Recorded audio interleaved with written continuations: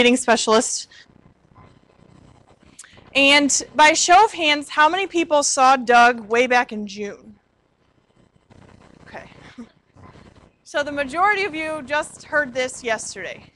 The people in June saw kind of a different presentation with some different things, and then the ones yesterday focused a lot more on the gradual release model and working on lesson plans and all that stuff.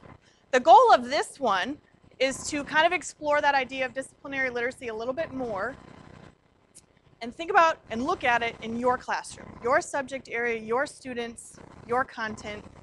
How does it look, right? So we have a couple guiding questions for today. First one is we're going to look at what does disciplinary literacy look like in my classroom. It's this new buzzword going around. It's attached to the standards. What does it mean for you? So we're going to look at that idea a little bit more. Second, of how can you model it? How can you model what you do as your content expert for your students? So we're going to go over a couple strategies that you can start using next week.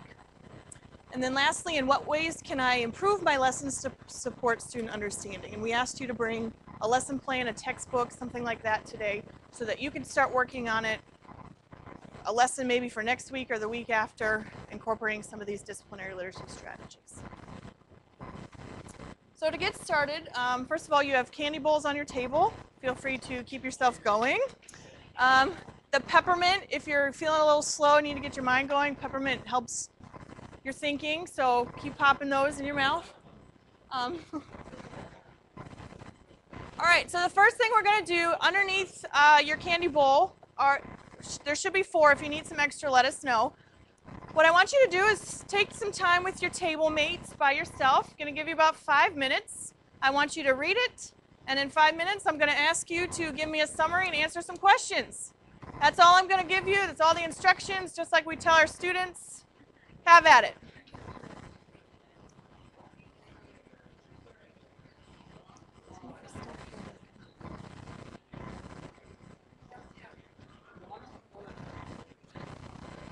I think I have some more up here.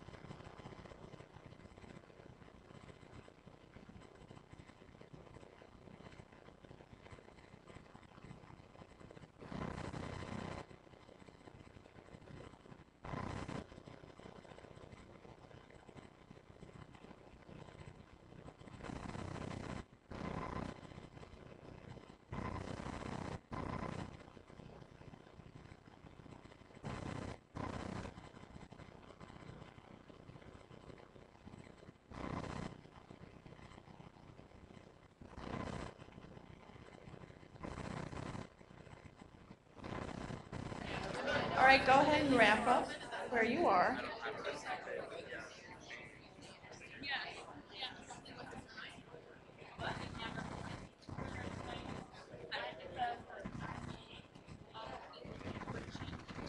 And now I'd like you to take out a piece of paper and a pencil, and you're going to have a quiz. How many people are going to get an A?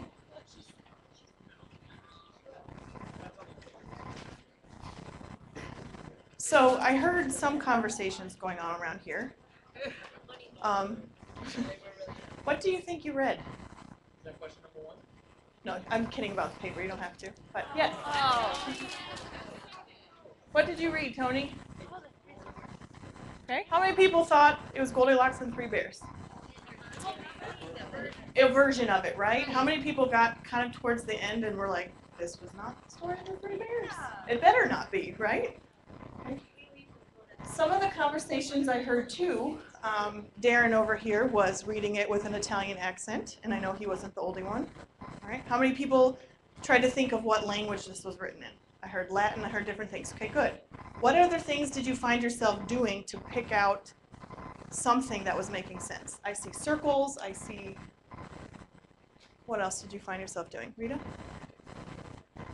Okay, so read it phonetically, sound out the words. Matt? Good, repetition. The minute you saw the first line, right, what were you able to pick out? The bears, right? So immediately, what did your mind do? Made a connection, said, wait a minute, this is the Three Bears, okay? But as you started to go along, you probably found out that it wasn't, okay? Now, as much as we don't like to think this, unfortunately, sometimes our content, a page in our textbook, an article that we give our students, looks like this. It doesn't look like English. So what do we do to help them get through it? And some of you guys were doing these things to make sense of it. Say the words out loud. If you just did that, if you just told your students, well, say it out loud, read it out loud, is that going to make sense to you? Is that the only thing that would help? Oh, it didn't work, okay? Did any of you find yourself asking questions and skipping over confusing parts and going on to the next sentence? Okay, good. Skip over till you pick out something that does make sense. Making connections to prior knowledge, I think everybody did that. You saw the Three Bears, you said, boom, okay, this has got to do something with the Three Bears. Substitute with logical phrases. Anybody find themselves doing that? Trying to? Yeah. And then lastly, reading with inflections you heard on TV. So maybe you don't know Italian, but you watch The Sopranos. That's what maybe this kind of sounds like. Okay? Our language teachers over here had a little easier time of it. Okay? But if we just said, read this, you're going to get a test on it. Our students wouldn't do a good job, right? Maybe if they were geniuses or I don't know something. And we cannot just say, well, read it out loud. Okay, you needed to talk with your partners, you were making connections, you were pulling everything in to make sense of it. Okay, so see how you did. Here's the translation.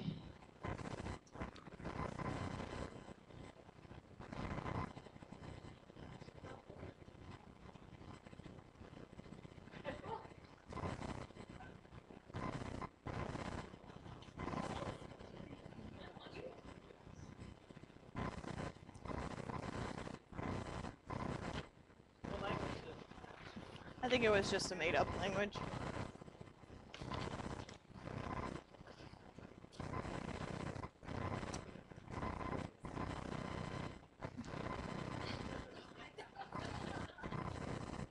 So as you're reading this, you're seeing why it's not the exact story of Goldilocks and the Three Bears, right?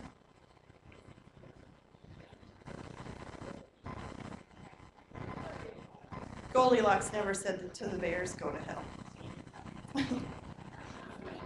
So the point of this activity was to show you that sometimes we are so comfortable with our content. You wouldn't have taught this subject if you didn't like it and you didn't understand it and you didn't, enjoy learning about it. We are so comfortable with it that we forget to our students that it sometimes looked like that first version. Right? So what we're talking about today is how do you take a step back and start looking at all those things that you just pulled out, making connections, skipping over phrases, circling words you did know, to help your students make sense of it. And that's what we're going to focus on today. Sorry, we have to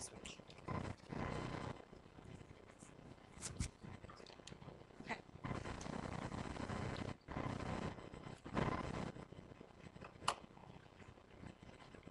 So one of the biggest things that you need to remember, if you take anything out of this session today, is literacy does not just equal reading.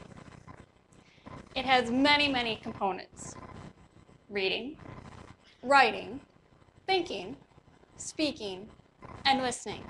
And our job as content experts is to teach our students how to read, think, write, listen, and speak in our content areas. So if we look at the definition of what does disciplinary literacy mean from the DPI, read through the definition and highlight the critical concepts in the definition.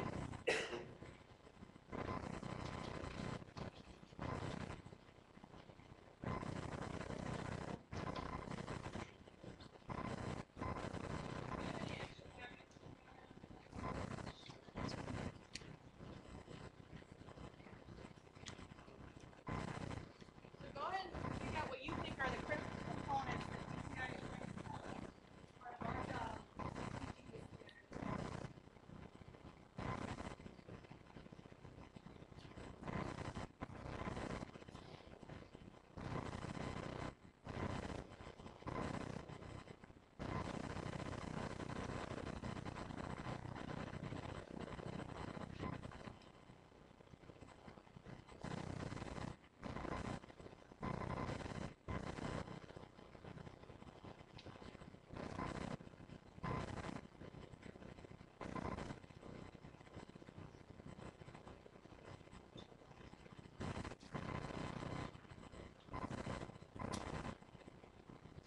As you finish, share with your table partners what you feel are the most important things of what is disciplinary literacy.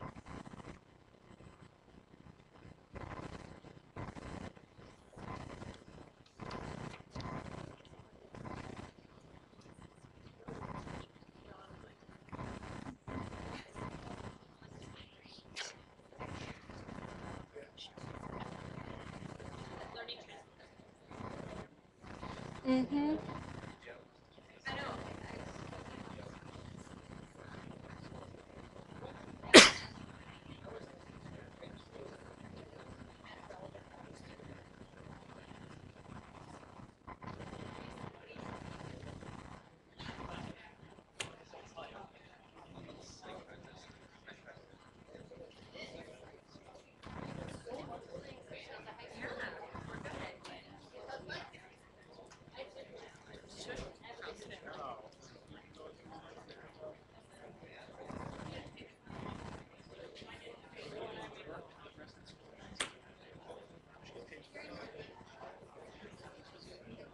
Don't have bad, they can go right.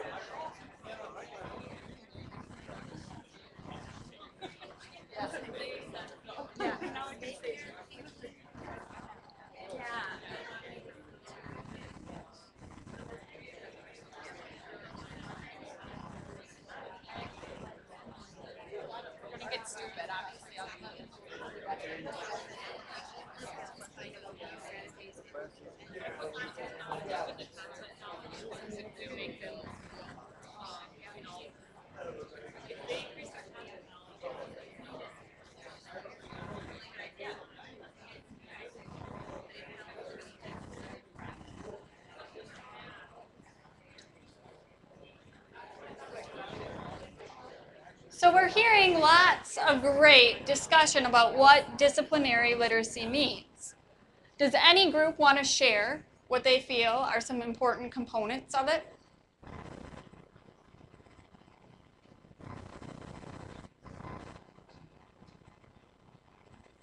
Anybody? Yes. I thought when they were talking about, I thought it was interesting to say using authentic material. So instead of just materials made for students, you know, to take these science, made for science, a lot of stuff that you're using now, according to the process. Take that spirit and simplify it. Absolutely. And think about in your content areas, what are authentic materials that you could be using in the classroom? What else? There's authentic material, but what else could you do? Something I got out of it was making my thinking visible. What does that mean? Talking out loud. How would an expert in my content area think about something and explain it to the kids? Because oftentimes we assume that kids may know something, and it's easy for us as content experts to know it in our heads. But you have to remember, just like when you read that story, you don't always know. And some kids have a really hard time of doing that. And finally, you need to make it relevant. What are the real-life applications of kids, and how can they apply it to their lives and beyond?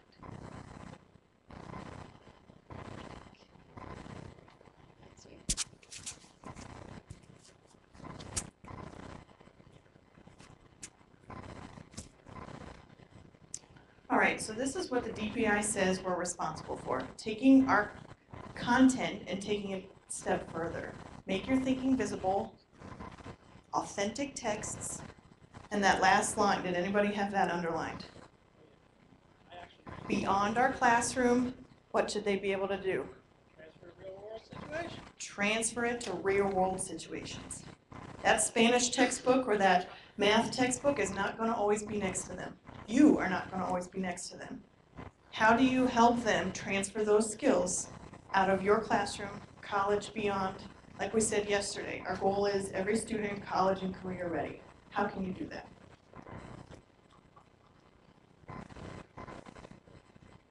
So what we're going to do now, I believe there's a page in your packet to look at while we talk about this. We're talking about literate in your subject area. What does that look like? All right? Talking about experts in your field, scientists in the field, translators in the field, coaches in the field, musicians, all right? What does a literate person look like? So what I'm going to ask you to do here in a second is think about what does a literate person look like in your subject area. So the first thing, what do they read? They don't read, like Darren was saying, that textbook that's set up primarily for student use, direct instruction from the teacher. So what do they read in the real world? And why are they reading them? Are they lab reports? Are they biographies? You know, what are they reading? Next, what discipline-specific vocabulary do they need to know? Right? Ms. Thompson, can I ask you a question? If a student is reading the textbook in your room and they see the word evaluate, what are they supposed to do? Find the answer, right? Mr. Bratz, if they saw the word evaluate in your classroom, what would they be expected to do? Okay, are they supposed to solve to find an answer? Not so much. Ms. Butler, evaluate in English, find an answer? No, right? So what discipline-specific words do they need to know in the real world? What are the speaking and listening expectations? Right, those of you that were there yesterday, we kind of talked on this. In the real world, what are the speaking and listening expectations in the discipline and why? Do they present their findings to a colleague or a board? Do they have to give speeches? Do they have to talk to their boss? Right? What kind of speaking and listening expectations do they have? What situations would they need to be able to communicate and listen? What kinds of writing are they expected to create, and for what purpose? Is it a professional lab report? Is it a compare and contrast essay on two sources? What kind of things are they supposed to write, and why? And then lastly, probably the most important thing, making that thinking visible. How do they think through complex texts, ideas, or concepts? If it was that 3 bears thing, you would not just put that down in front of your students and say, go. At least I would hope not. Right? How do you help them see that a scientist or a math person or a musician, we all approach reading differently. We all think in different processes. So how do we show our students that? So on that sheet in your packet, I'd like you to take a quick minute and think about these 3 things. So a person in your discipline, in your content area, if you teach more than one, just pick one. Special ed teachers, different sports, just maybe pick one, find a certain skill, applying for a job, something like that. Right, focus on that. So if they're literate in that area, like an expert, what are they reading, writing, thinking, speaking, and listening? Professional writer.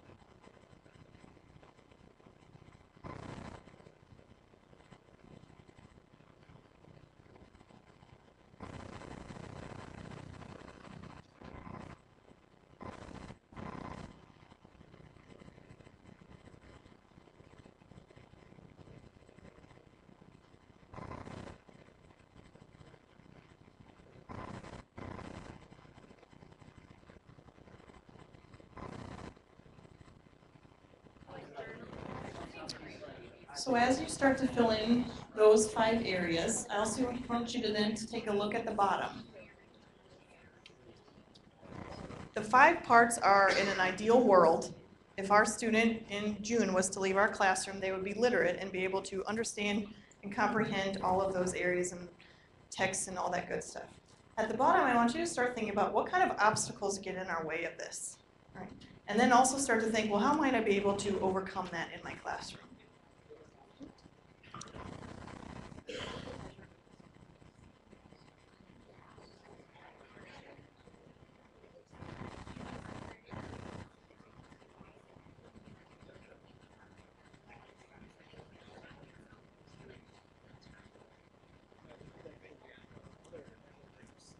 I forgot to mention that usually when I did the vocabulary thing, I brought in what you guys said about the brick and mortar words, because it's so true. It changes from room to room, and you sometimes don't think to.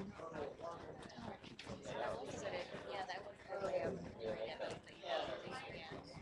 let's see. This is a rowdy bunch today. Were they like that this morning?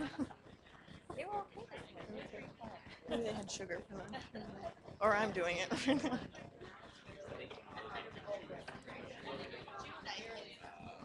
God, summer I read tons. And my kids were neglected. My husband said that we didn't eat dinner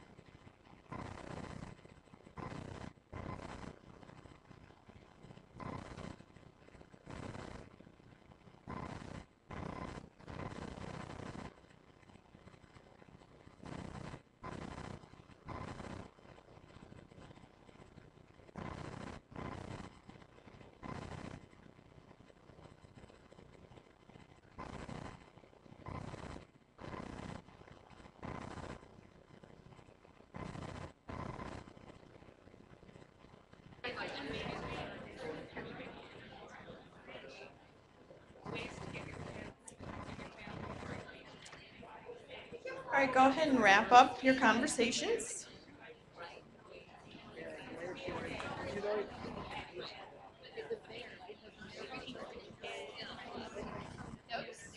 The kids could get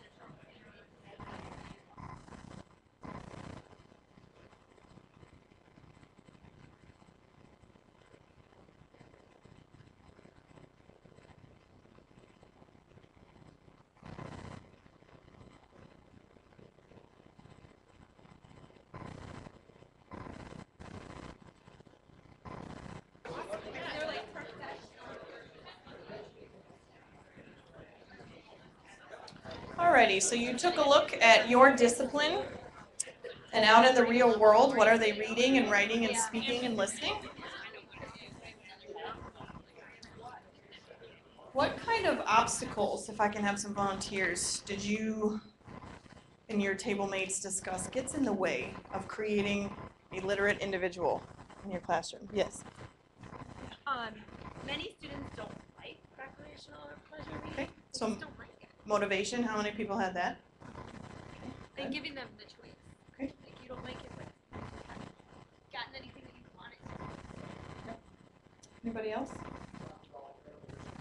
Okay. Very good.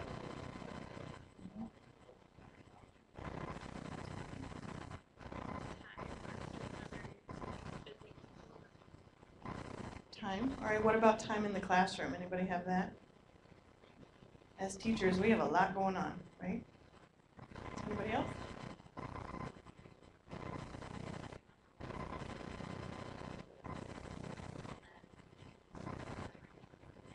My father actually just cut an article out of the, he lives in Ohio, paper for me, that their texting lingo is ruining their grammar.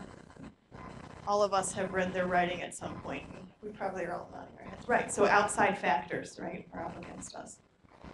Anybody come up with some ways to overcome those? Anything you find is working already or you want to try this year? Anything? We're, as an English 10 group, we're starting to give free reading time probably once a week now, your choice. What are you going to read here? So collaborating as a department, yeah. Making things relevant, just like the DPI told us in that definition.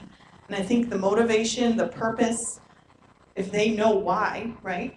And what does this impact have to do with me outside of the classroom? Maybe they'll start to care a little bit more, right? Rita.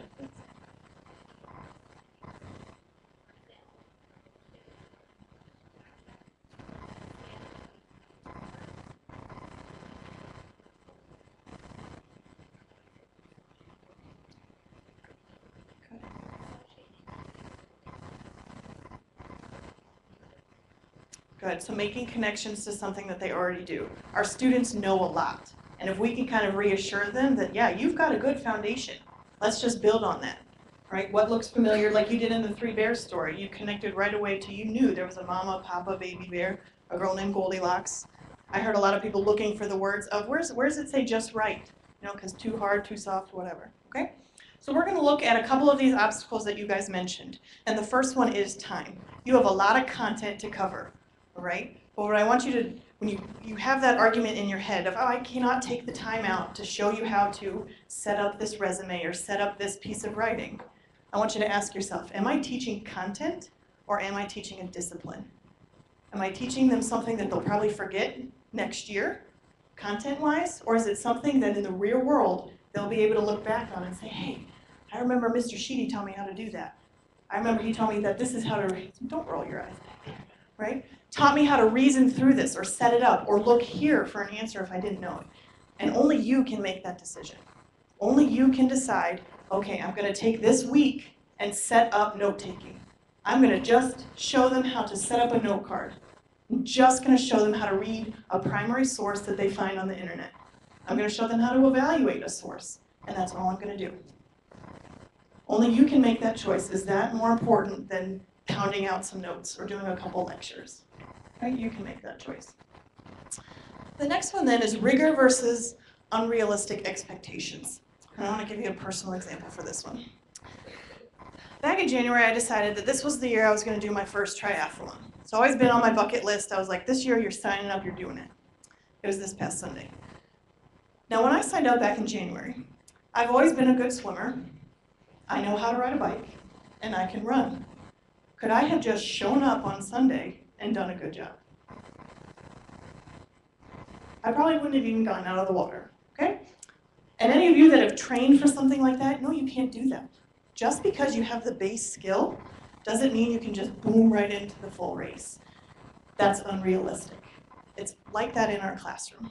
We cannot hand them a difficult piece of reading, a difficult piece of writing, assuming they know how to get through it, and expect them to do well. The scaffolding that we talked about, this gradual release of responsibility model, those of you that heard Doug yesterday, you build up the pieces, that's the rigor, so that by the end of the year or by the end of the unit, they can do that full race. And for the triathlon example, that rigor came in. I had to change the workouts. I went to a triathlon prep class where our coach had done Ironman and knew how to tell me about transitions and, you know, have your helmet ready to go on forwards instead of turning around backwards, all those little things. That's what the expert told me, and that was the rigor, so that by Sunday, I was ready to go, right? And in your packet also, you'll find this rigor versus relevance framework. It might look familiar to some of you. I think it's the first page. We want to make it relevant, and that word rigor. We don't want to dumb it down too much. We want them to work hard.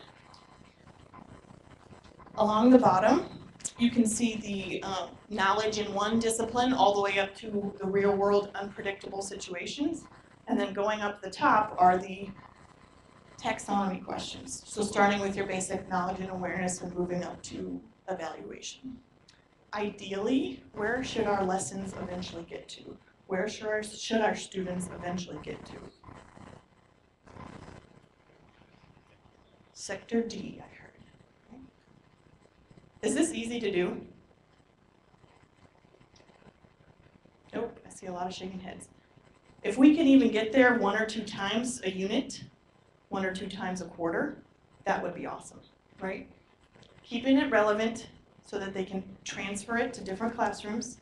They go from first to second to third hour, you know, in a span of 3 hours. How can we show them how their skills transfer, how their organization, their note-taking, any of those literacy skills transfer?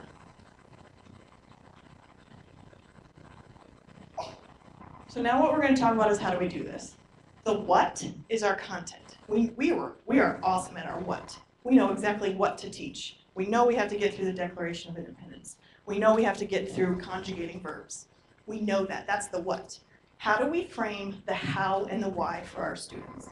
And I'm going to show you 3 simple strategies that you can start next week, day 1. And then in a second, I'm going to model them for you so you can get an idea of what they look like.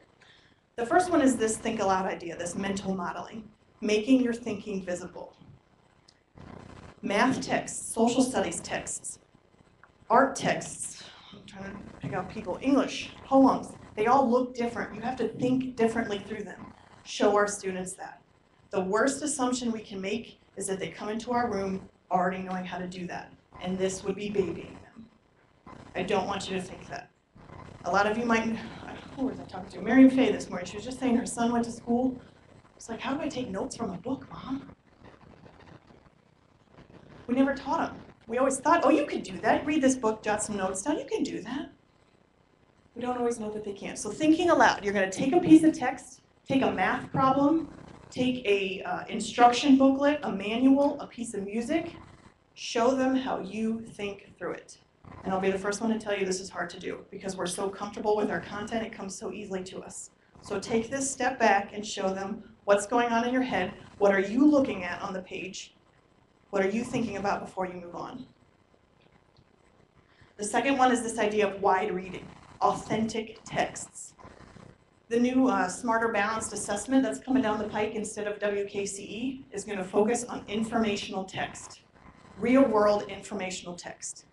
So bringing in those things beside your student's textbook. Real-world texts, current articles, real-world documents, comparing to reports, lab reports, historical documents. Show them the real stuff that's out there. That when they get to college, they're going to need to know how to get through on their own. And then lastly, keeping it authentic. Once again, Setting a clear purpose right from the get-go. Easy thing to do before you even get started. What should students be able to do by the end of this? Tell them that. Tell them how it relates to what they did yesterday. If you assume that they already know how to do something in middle school, but you don't refresh their memory and bring it back to the forefront, they're going to struggle. So take that time to set the purpose and say, you know how to do this, this is why we're doing it, and here's what we're going to do by the end of today. And then lastly, ask your students, or ask yourself that question, before you do a lesson. If an expert wouldn't do this, why am I having my students do it? If someone in the real world in this situation looking at that piece of text wouldn't do the activity you're having your students do, or read the textbook or the article or the whatever it is, why are you having your students do it? Keeping it authentic for them so they can see the purpose, the transfer of skills in the real world. So I'm going to model these for you now with the 3 bears that you just read.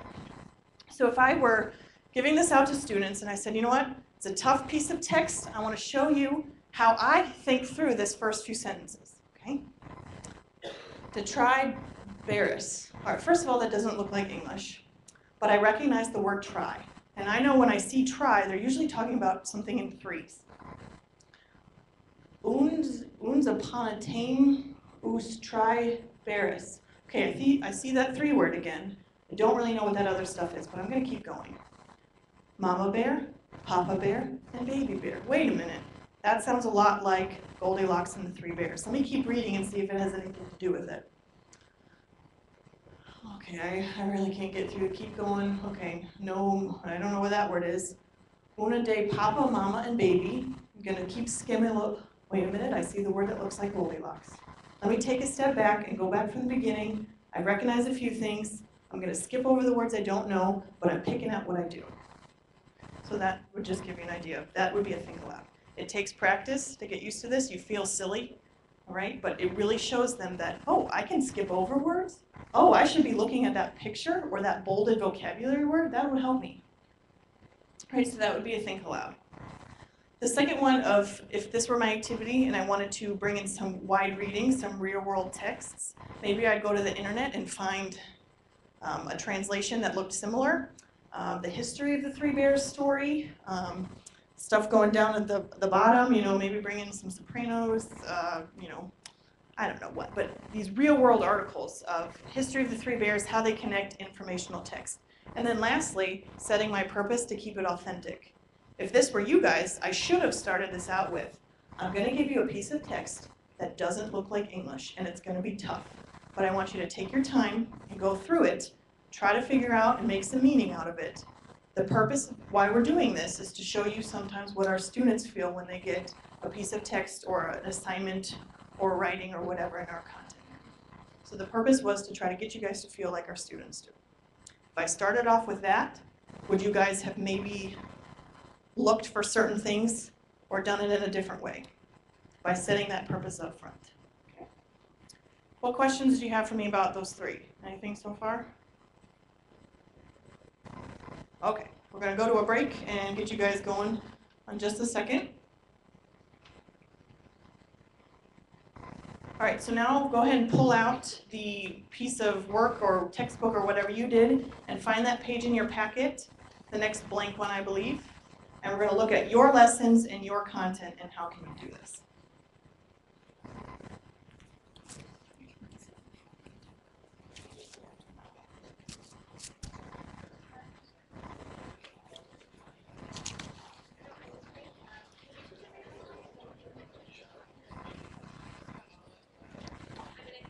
So when we come back from a break, it will be your chance to talk with your partners and people in your department of how can we actually apply this to what we're already doing. So thinking about what we did yesterday, and hopefully everybody will have a different lesson or topic that they did yesterday, and you're going to use a gradual release of responsibility that Doug talked about. So you're going to talk about, as a teacher, what can I do? Then working we as teacher and student, and then eventually releasing the responsibility back to students. So you're going to look at what are the expert skills that I need to actually teach my lesson? So say I wanted to teach kids how to read a primary resource document. Well, what skills am I going to need to know? What biases? I'm going to look at the biases. Who wrote the article? What are the arguments? What are the main purposes that that person did? So my expert skill is I'm going to teach kids and my students how to do that. So I will model it for my students. I will actually bring in primary documents and read through and think aloud as I go along. Going through line by line, highlighting for them exactly what they should be doing as well.